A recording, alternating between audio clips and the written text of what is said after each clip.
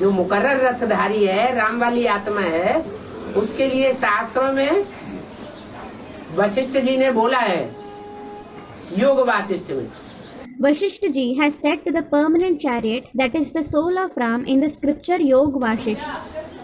हे राम, ये दुनिया ऐसे समझो जैसे बनी ही नहीं। O Ram, consider that it is as if this world doesn't exist at all. माने कोई आत्मा है, इतने जास्ती दुखों का अंबार आता है, उसको ये शिक्षा दी जाती है। It means there is a soul who is given this teaching when an avalanche of great sorrow falls on him.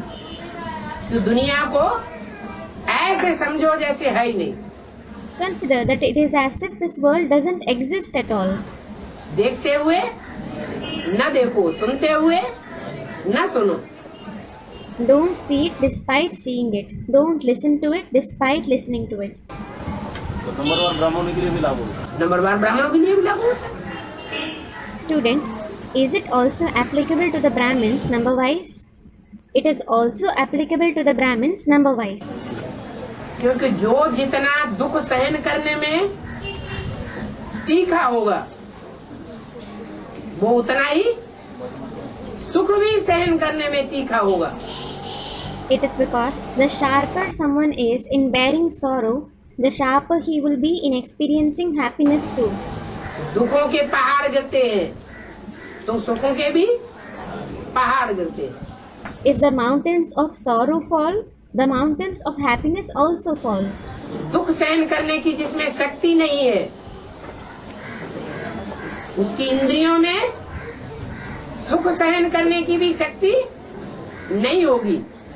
The one who doesn't have the power to bear sorrow, his indriya won't have the power to bear happiness either. दुख सहन करना और सुख सहन करना ये आत्मा का पार्ट है।